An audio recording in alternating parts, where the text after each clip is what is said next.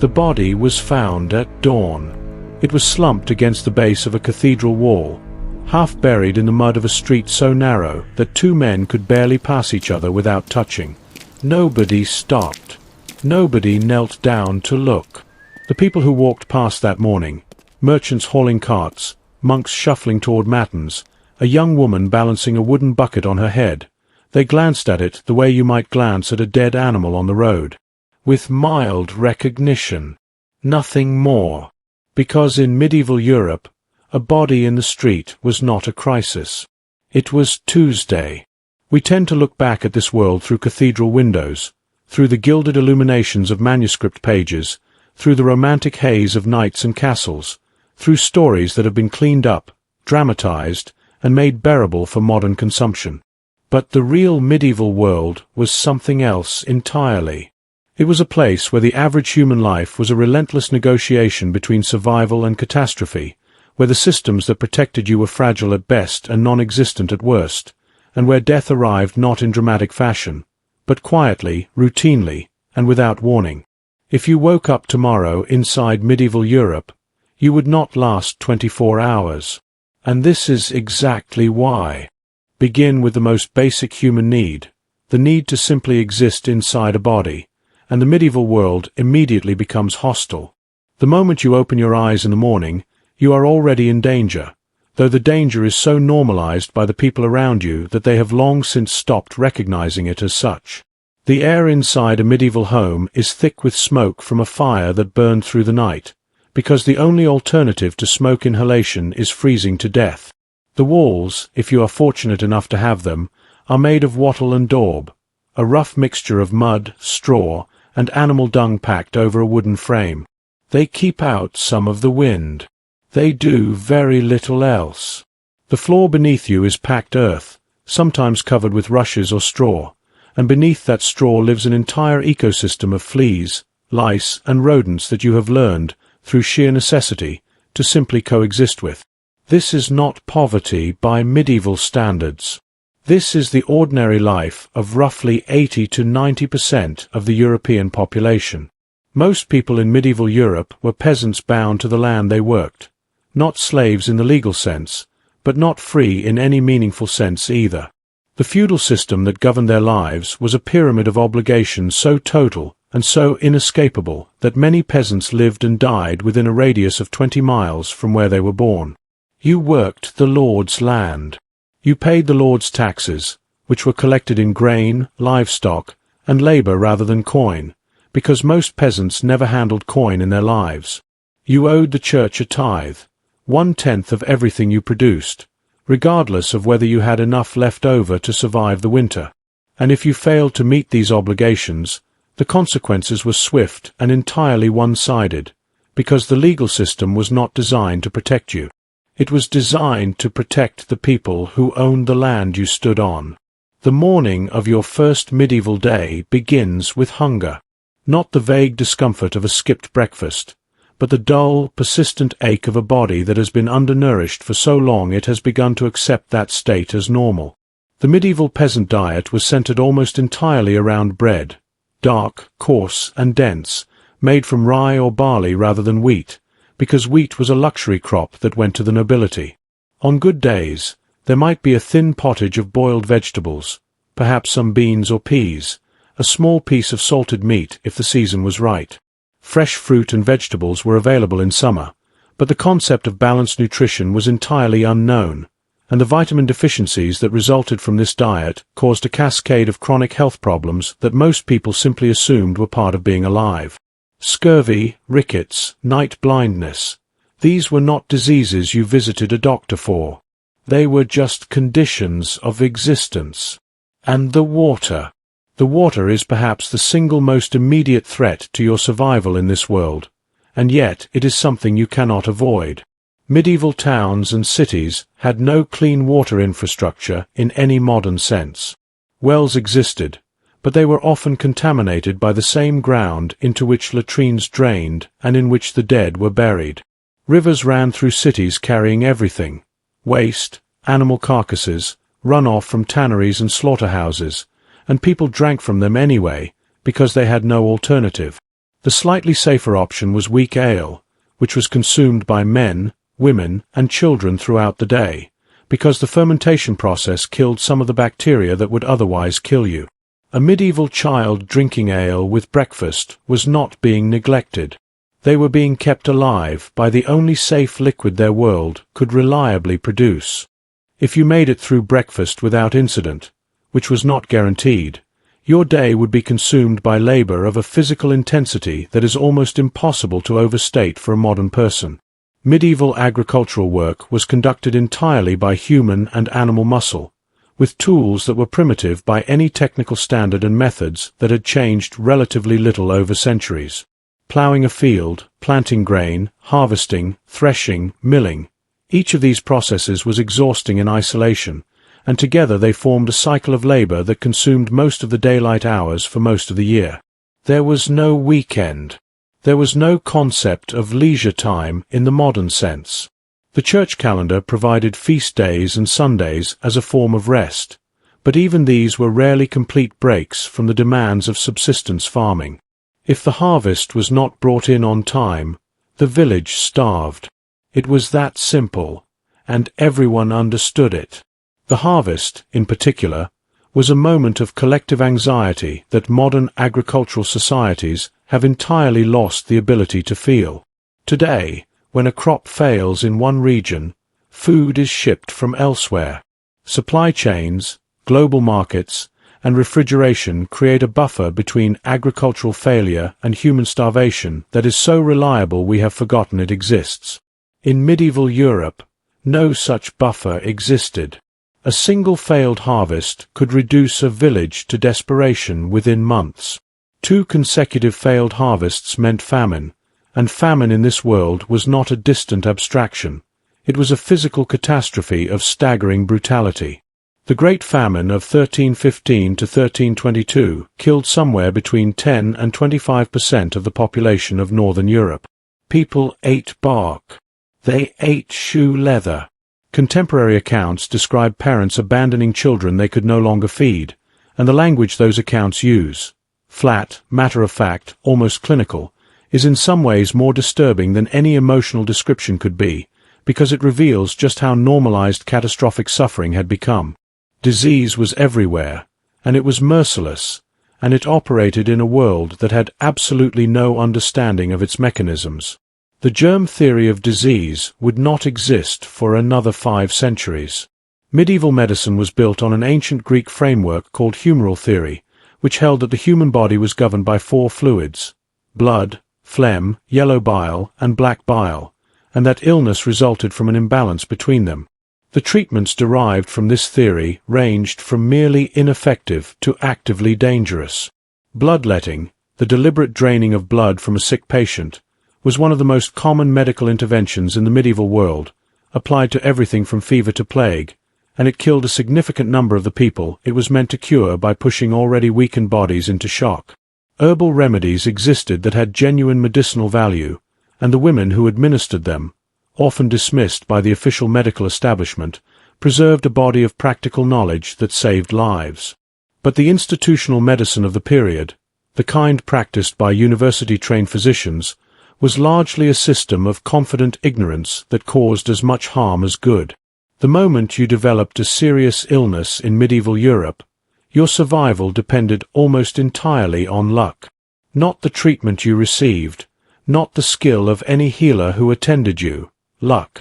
Whether the illness progressed slowly enough for your immune system to fight it. Whether you had enough food and rest to support that fight. Whether the secondary infections that so often accompanied illness in an environment of poor sanitation and open wounds happened to be ones your body could manage. Childbirth killed women at a rate that is almost unimaginable by modern standards. Estimates suggest that somewhere between 1 and 5% of births resulted in the mother's death, which sounds small until you understand that medieval women might give birth 8, 10, or 12 times in their lives. Infant mortality was so high that it shaped the emotional vocabulary of the entire culture. Parents loved their children. The historical record is clear on this, despite older academic theories suggesting medieval indifference. But they loved them with a grief already built in, a preemptive mourning that was simply the rational response to a world where half of all children born did not survive to adulthood.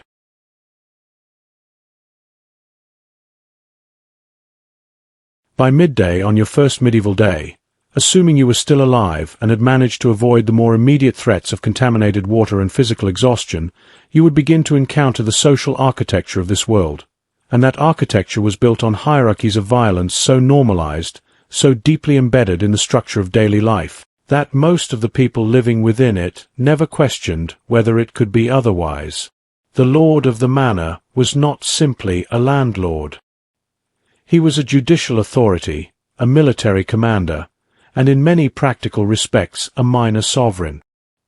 He had the right to levy fines, to demand labor, to administer punishments. He could imprison you. He could, in certain circumstances, authorize your execution. And if you had a grievance against him, if he had treated you unjustly, taken more than his legal due, or used his power in ways that even medieval law prohibited, the court you would appeal to was, in most cases, his own court, presided over by his own allies. Medieval justice, when it functioned at all, was a system built on the assumption that social rank was a reliable indicator of moral worth. Nobles were more credible witnesses than commoners. The testimony of a priest outweighed the testimony of a peasant. Trial by ordeal, in which guilt or innocence was determined by subjecting the accused to fire, boiling water, or combat, and interpreting the results as divine judgment, persisted in various forms well into the 12th century, and while the Fourth Lateran Council of 1215 eventually prohibited clerical participation in these rituals, the underlying assumption that God would physically intervene in human legal proceedings remained deeply embedded in popular belief long afterward. The absence of reliable forensic evidence, the limitations of witness testimony in small communities defined by personal loyalty and social obligation, and the enormous power differential between accusers and accused made medieval justice a lottery in which the wealthy consistently won. Violence was not an aberration in this world. It was a structural feature. The aristocratic culture of medieval Europe was built around the capacity and willingness to commit violence, and the elaborate codes of chivalry that historians sometimes use to describe noble conduct were, in practice, a set of rules that applied primarily to violence committed against other noble-born men. The peasantry occupied a different moral category in the medieval aristocratic imagination, one that made the violence done to them not a crime, but a management tool.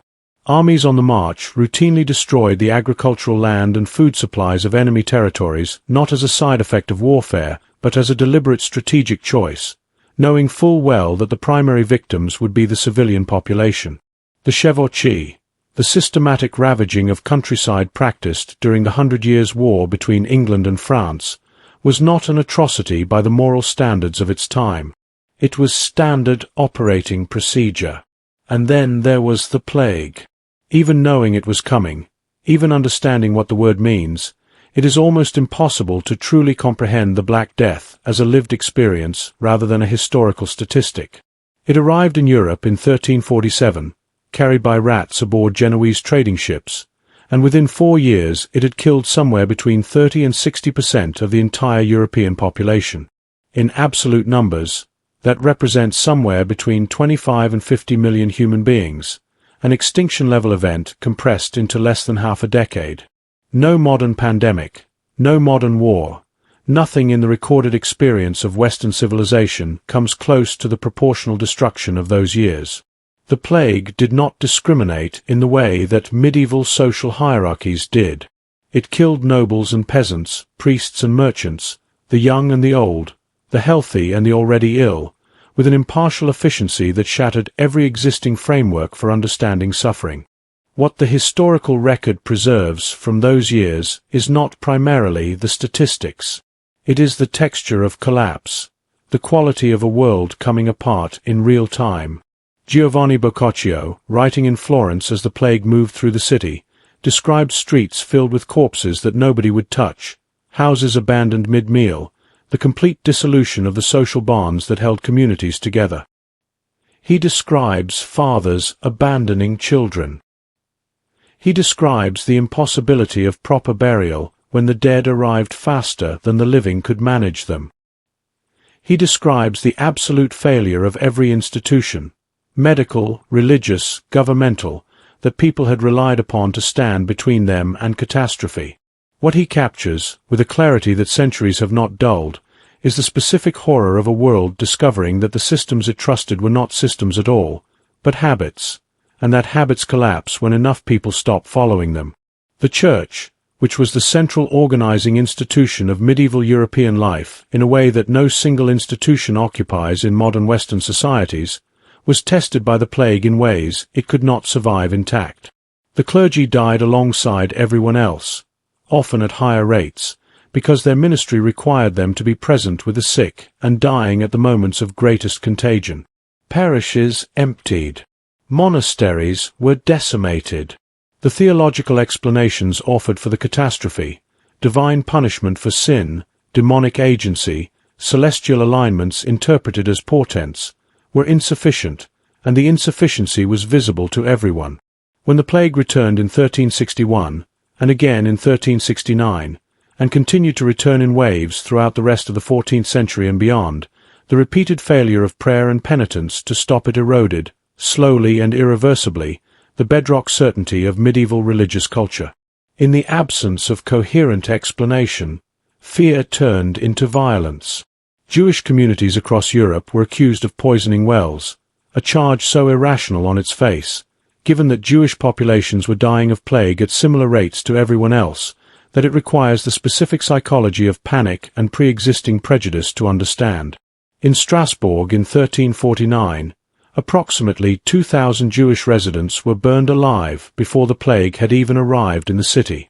In Mainz, Frankfurt, and dozens of other communities across Germany and France, massacres followed the same pattern: accusation, mob violence, destruction, and the authorities who might have intervened frequently did not, because the social cost of protecting an unpopular minority in a moment of mass hysteria was higher than the cost of looking away. Pope Clement VI issued 2 papal bulls explicitly stating that Jews were not responsible for the plague and ordering their protection, but the bulls were largely ignored in the places where violence was already in motion. The flagellant movement, wandering groups of men who publicly beat themselves with metal-tipped leather straps as a form of collective penance, spread across Germany, France, and the Low Countries with a speed and intensity that reveals just how total the psychological crisis of the plague years had become. These were not fringe groups. They numbered in the thousands. They moved through cities in organized processions, performing their rituals of self-mortification in public squares while crowds gathered to watch and sometimes join. They represented something real and important about the medieval experience of the Black Death, the desperate human need to do something in the face of a catastrophe that resisted every form of agency. If God was punishing humanity, then perhaps sufficient suffering, freely offered, would satisfy the punishment and end the killing. It was not rational. It was entirely human. By the time afternoon arrived on your hypothetical medieval day, if you had survived the morning's gauntlet of contaminated water, physical labor, social hierarchy, and the ever-present background radiation of disease, you would begin to encounter the particular terrors of medieval urban life, because the city, which in almost every modern context represents safety and opportunity, was in the medieval world one of the most dangerous environments a human being could inhabit. Medieval cities were, by modern standards, extraordinarily compact and extraordinarily crowded. London in the 14th century had a population of perhaps 80,000 people, smaller than many modern suburbs, but compressed into a space of roughly 1 square mile, with streets so narrow that the upper stories of buildings on opposite sides of the road nearly touched. The density of human beings, animals, waste, and organic material in that space created conditions of sustained biological catastrophe that made urban death rates consistently higher than rural ones. Medieval cities could only maintain their populations because people kept moving into them from the countryside, because the rural death rates, though high, were lower than the urban ones. The sanitation situation in a medieval city has a quality of almost abstract horror for a modern mind. There were no sewers in any functional sense, no garbage collection, No systematic mechanism for removing from the streets the waste produced by tens of thousands of human beings and thousands of animals living in close proximity. The ordinances that medieval city governments occasionally passed about waste disposal, requiring residents to carry their refuse to designated locations, prohibiting the dumping of animal parts in certain streets, ordering butchers to conduct their slaughter away from major thoroughfares, tell you everything about what the actual situation was, because you only pass laws prohibiting things that people are actively doing. The smell of a medieval city was an entirely different category of sensory experience from anything in the modern world. Visitors from less urbanized regions noted it. Travelers returning from medieval cities to the countryside noted the smell's absence with something approaching euphoria. It was the smell of biological processes at scale, and it was constant. Fire was the other great urban terror. Medieval cities were built almost entirely of wood, not because their inhabitants lacked the ingenuity to build otherwise, but because stone was expensive and timber was available, and they were densely packed and almost entirely without reliable firefighting capacity. A single fire starting in a cooking hearth, a knocked-over candle, a spark from a blacksmith's forge could, under the right wind conditions, become a catastrophe within minutes. The Great Fire of London in 1666 destroyed 80% of the medieval city's buildings not because people failed to respond, but because once a fire achieved a certain momentum in a densely packed wooden environment, there was effectively nothing that could be done except watch. Similar fires devastated European cities throughout the medieval period with a regularity that modern people, living in cities built of concrete and steel and equipped with professional fire services, find almost impossible to comprehend. The response was to rebuild, in wood again, because there was no alternative, and to wait for the next fire. Night in a medieval city was a fundamentally different environment from day, and the difference was not merely about light. After curfew, which was enforced in most medieval cities by the ringing of a bell at a designated hour, the streets belonged to a different population. The watch, where it existed, was poorly equipped and inconsistent in its coverage. Lighting was limited to whatever torches or lanterns private citizens chose to carry. The physical environment of narrow, winding streets, unlighted doorways, and enclosed alleys created ideal conditions for robbery, assault, and worse. Contemporary legal records document the violence of medieval urban nights with monotonous regularity. Muggings, stabbings, brawls that escalated into homicides, the settling of personal disputes in the absence of witnesses or intervention. The homicide rates of medieval European cities, as calculated by historians working from coroners' records and legal accounts, were dramatically higher than those of any modern Western city. Estimates for 14th century London suggest a rate somewhere between 15 and 20 times higher than London today. And yet, and this is the thing that the darkness of the historical record can sometimes obscure, people lived in this world. Not just survived it, not merely endured it, but genuinely lived within it in ways that were meaningful, communal, and in their own terms, rich. The same historical sources that document the violence and disease and structural cruelty of medieval life also document something else: the texture of human connection in a world where connection was sometimes the only reliable resource available. Medieval communities were intensely social in ways that modern individualism has made difficult to fully appreciate. The village was not just a geographic unit. It was a collective organism in which individual survival and collective survival were so deeply intertwined that the distinction between them barely existed. Harvest festivals, Saints' Day celebrations, communal ale brewing, the shared labor of planting and reaping, these were not merely entertainment. They were the social infrastructure that held the community together through the periods of crisis that everyone knew were coming. The bonds formed in those celebrations, in those shared labors and shared fears, were the bonds that determined whether a village survived a hard winter or a failed harvest or an outbreak of disease. Community was not a sentimental value in medieval Europe. It was a survival technology. The craftspeople and artisans who populated medieval towns and cities represented something remarkable, a population that had, through guild systems and accumulated craft knowledge, created islands of genuine expertise in a world with limited means of preserving and transmitting technical knowledge. The cathedral builders of the 12th and 13th centuries worked without modern engineering theory, without computers, without material science, but with accumulated practical knowledge, extraordinary physical intuition, and a willingness to experiment on a scale that risked catastrophic structural failure, and occasionally achieved it. Gothic cathedrals were not just religious monuments. They were the most sophisticated engineering projects in the Western world, pushing the limits of what was structurally possible with medieval materials and methods in ways that still command the respect of modern structural engineers.